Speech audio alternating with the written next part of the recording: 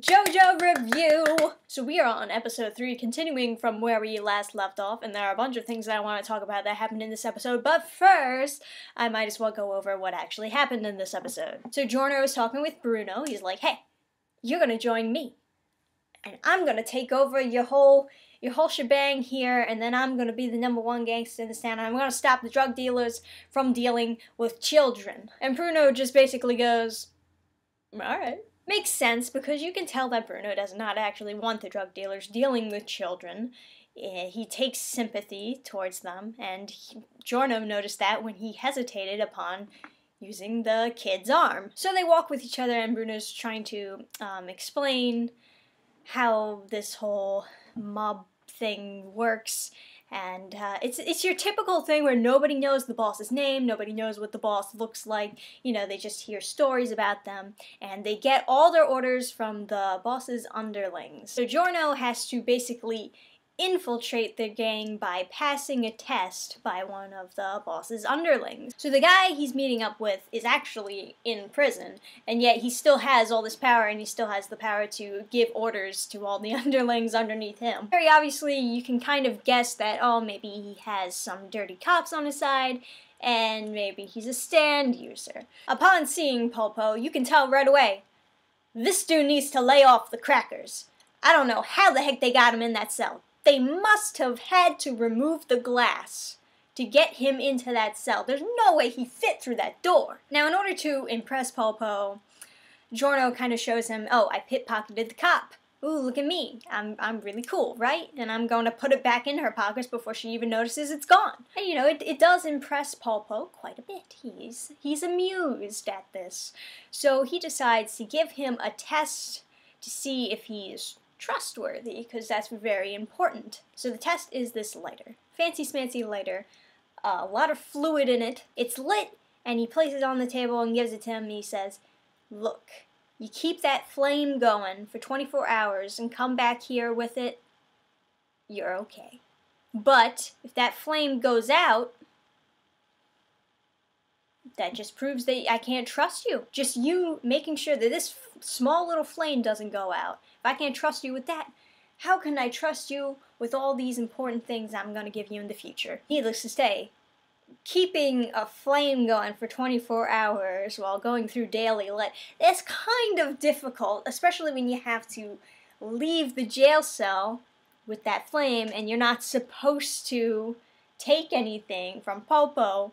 Not to mention, the cops don't exactly know that you have to keep this flame going. What's to stop them from taking the light from you and just blowing it out, you know? So while the cop lady is searching through him, making sure that he doesn't have anything, she notices that his hand is closed. She's like, open up your hand, and he turns the lighter that is still has the flame going into a flower, and I didn't actually know how that would work. I assumed that he was going to turn it into something, into like a living object, like he usually does, but I didn't know how that was going to work because, you know, will the flame go out if he turns it into something? But it does work, you know, it's a flower. She's like, sure, you can keep that, and he goes out and he turns it back and the flame is still going. Good thinking. So Giorno is completely focused on this flame. He's like, okay, I'll take it home, I'll like stick it in this bread and then like cover it with some barricade so that no wind will blow on it. And he's like, I'll just keep it there. But then good old Koichi comes sneaking into his room and he immediately jumps back out his window onto like the side where Koichi can't see him. Now, Koichi is of course there to retrieve his passport, but also he has some business with Giorno. So Koichi is looking around for his passport, and it's like right next to the flame and the bread, and he notices the bread and the flame in it, and then right when he like picks it up, he also notices, oh, there's my passport, it's on fire. And like a ninja, Giorno just snatches the lighter out of the bread from him when he's so focused on his passport and just zooms out the door. Koichi has no idea what the heck just happened. He's just like, oh, I thought there was a lighter in this bread. That's weird. And at first I'm thinking, dang, he might actually get through the day doing this if he's that good. But the problem is immediately when he's walking down the steps, he's like, man, the Japanese guy, am I right? The old dude who's cleaning up the steps just splashes some water his way. And you think at first, oh, maybe he was able to cover it up. Nope, the flame is out. Now, at first Giorno was under the impression that this was a special lighter that would not relight. Of course, if it was able to relight, then how would he know if the flame didn't go out? How would Popol know? The old man comes over and he's like, it's not broken, there's still gas coming through it. And he relights the lighter. And Giorno's like, pause for a second. He's like, why? Why is it able to relight? And then he notices the stand. He attached the stand to the lighter. And the stand immediately goes after for the old man, because the old man is the one that lit the lighter, so the stand immediately goes after him. And this is where the episode gets really interesting, really fast. It, like, takes the old man, not the old man physically, but, like, the spirit of the old man, and you see it open its mouth, and it basically says, this is your second chance. You'll have two pathways to go down. It'll either lead to death, or you'll become strong enough to be on the gangster crew. And then out of his mouth, the arrow shoots out. The arrow! So the arrow that creates stands shoots out of a stand's mouth straight through the spirit of the old man's head. And then the actual old man, it like falls down, and Giorno is able to see everything, you know, because he's a stand user. Genetically, he's a stand user. He doesn't know anything about the arrow.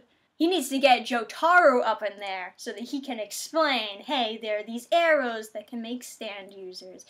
But Giorno is a stand user genetically because his father was Dio and he was a stand user. So the old man falls towards Giorno, and no injury on him at all, but he's dead.